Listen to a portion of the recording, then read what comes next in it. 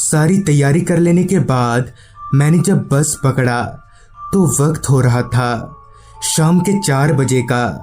दरअसल मैं करीब 5 सालों के बाद दादाजी से मिलने गांव जा रहा था। पहले पहले तो बस काफ़ी खाली थी, मगर जैसे जैसे आगे बढ़ती गई बस में मुसाफिरों की संख्या भी बढ़ती चली गई। बस से गांव जाने में तकरीबन 4 घंटों का समय लगने वाला था, इसलिए मैं चुपचाप अपनी सीट पर बैठकर खिड़की से बाहर देखे जा रहा था। अभी हमारी बस आगे बढ़ ही रही थी कि तभी अचानक ही बस बंद पड़ गई। ड्राइवर ने बस को बहुत बार स्टार्ट करने की भी कोशिश की, मगर बस स्टार्ट नहीं हो रही थी। करीब 1 घंटे की मशक्कत के बाद बस वापस से रास्ते पर दौड़ने लगी और मैं 1 घंटा लेट, मतलब कि रात के 9 बजे गांव के बस स्टॉप पर उतरा। तो वहां का नज़ारा देखकर मुझे ये समझने में देर नहीं लगी कि 5 सालों में गांव में कुछ भी नहीं बदला है। मेरे गांव में रात के 9 बजना मतलब काफ़ी रात, इसलिए मुझे दूर दूर तक मेरे अलावा ना तो कोई इंसान दिख रहा था और ना ही कोई परिंदा। मैं पैदल ही घर की तरफ आगे बढ़ने लगा।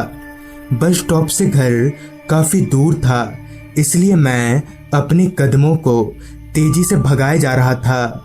अभी मैं कुछ आगे बढ़ा ही था कि तभी मुझे पीछे से किसी ने कहा, कहाँ जाना है साहब आपको?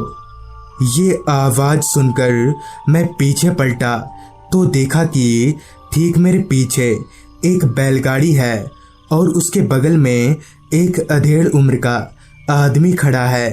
वो आदमी चलकर मेरे पास आया और दोबारा मुझसे कहा, बताइए साहब, कहाँ जाना है? मैं छोड़ दूँ क्या? जिस पर मैंने कहा, वो नंदपुर गांव जाना है। इस पर उस आदमी ने कहा, हाँ हाँ चलिए, मैं छोड़ देता हूँ। पर एक बात तो अजीब थी, उस आदमी की आंखों की पुतलियां देखने से पत्थर की तरह लग रही थीं और उस आदमी के बैल ऐसे लग रहे थे कि उनमें कोई जान ही ना हो।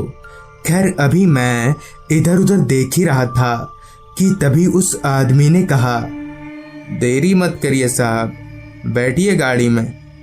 मैं भी ज़्यादा कुछ ना सोचकर उसके बैलगाड़ी में बैठ गया।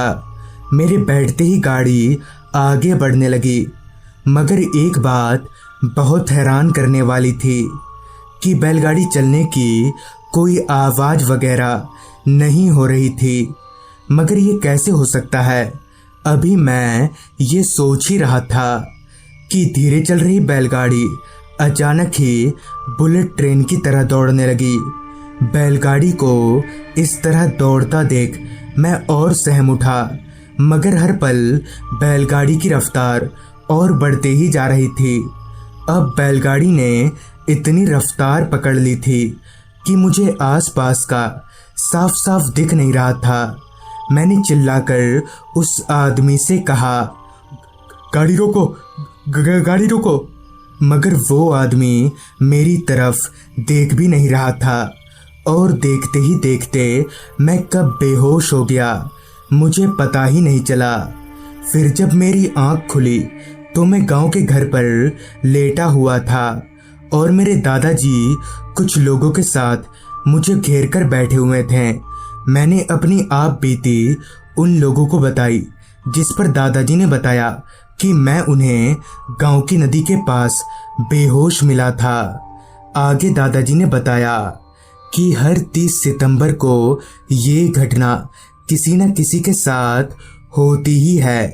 जिस पर मैंने कहा, पर क्यों दादाजी, ऐसा क्यों होता है 30 सितंबर को?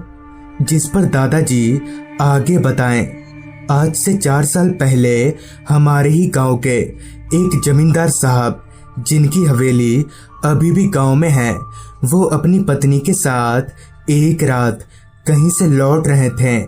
वो बैलगाड़ी वाला जमींदार साहब और उनकी पत्नी अभी आगे बढ़ ही रहे थे कि तभी बैल के एक पैर पर सांप ने काट लिया, जिससे बैल छटपटाने लगा और बिना रुके गांव की नदी में कूद गया, जिससे उन तीनों की मौत हो गई।